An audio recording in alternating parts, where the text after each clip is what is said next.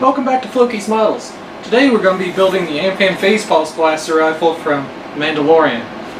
Now this file is made by Rob Pauza, hope I said that right, and are available free at Myminifactory. I'll put a link down in the description.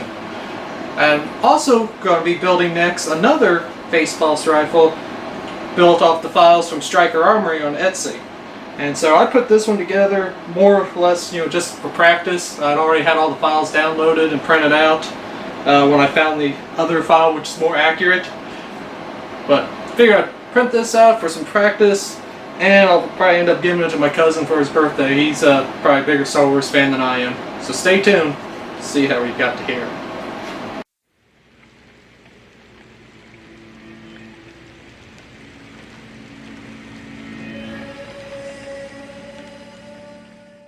Got all the parts off the printer and are ready for cleanup.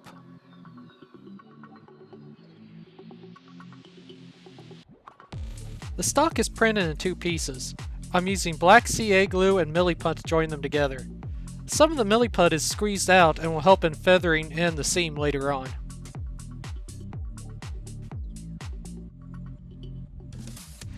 First thing I'm going to do is give all the parts a quick all-over wet sanding of 220 grit. This is just to knock down any of the really bad spots. To get rid of, I'd say about 90% of the print lines, I use UV resin that is meant for a resin SLA printer. This brushes on really easy, then sets under my UV lamp for about 10 minutes.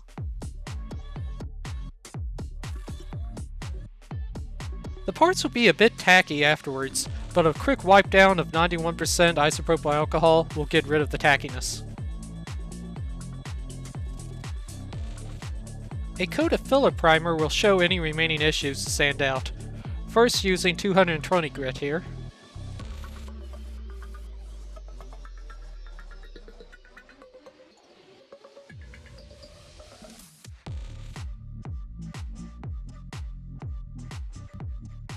Then moving up to 320 grit.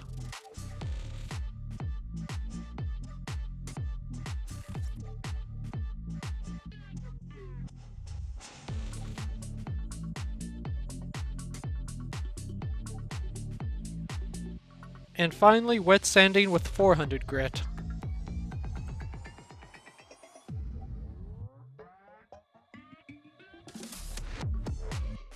The barrel is made up of this 25mm aluminum tube and a 5/16 wooden dowel. And here's all the parts ready to be put together. Now to attach all the parts. First assembling the heatsink to the receiver using CA glue. Then the second heatsink gets attached to the first heatsink.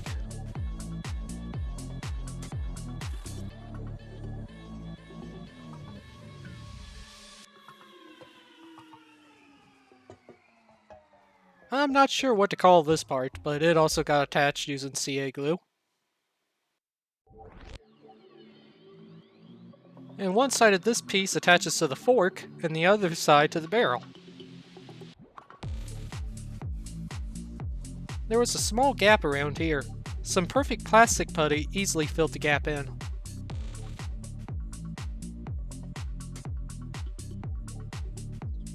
This block ensures that the stock is in the correct alignment when attaching.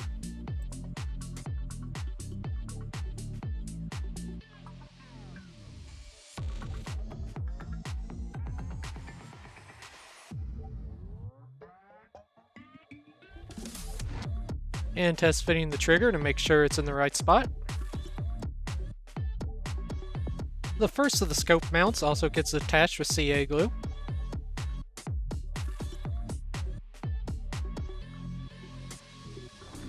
Followed by the second scope mount, also attached with CA glue.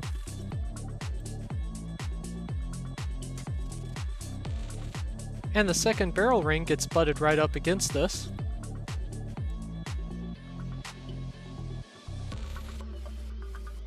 The fork assembly is then CA glued to the barrel.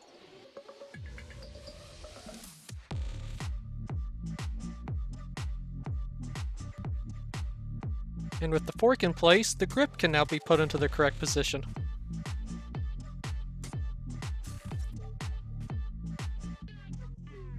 Tamiya XF1 Flat Black is mixed 50-50 with Mr. Color Leveling Thinner. I'm going to use it to create random streaks to give a wood grain effect later on.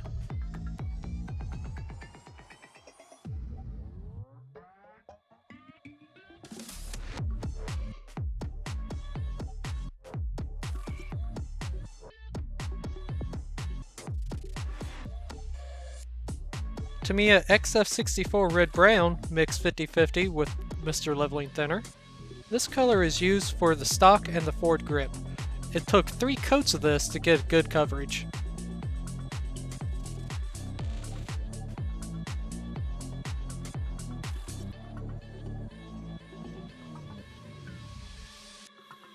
Tamiya XF10 Flat Brown, again at 50-50, is put on in random streaks to also create more wood grain effect. Alclad II aluminum is sprayed over the majority of the rifle.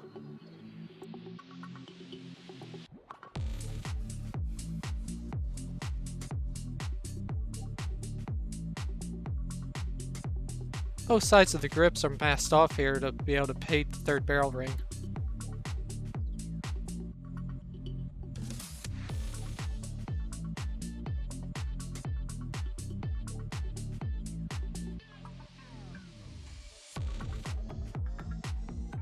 Alclad II gunmetal is used in random patterns all over the surface.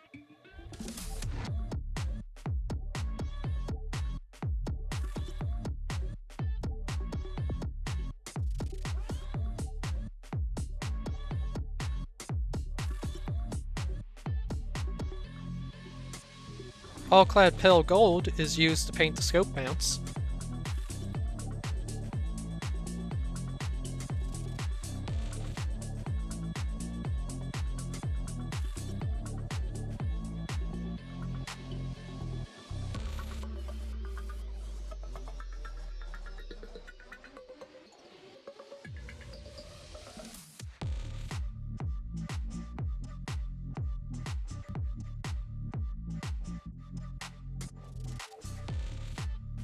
The same pale gold is used to pick out some of the details on the rifle. This being airbrush paint, I wasn't sure if it was going to work or not, but it actually came out looking pretty good in the end.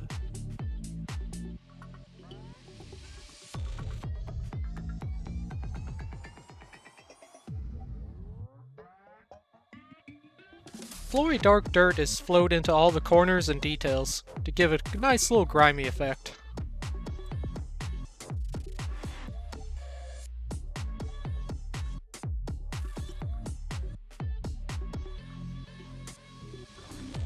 I really like how sturdy this design is, even if it's not the most accurate. Stay tuned for another pulse rifle build, and if you enjoyed this, give it a like and think about subscribing to the channel. And leave a comment if you want to see more Star Wars weapons and builds. And always, thank you for watching.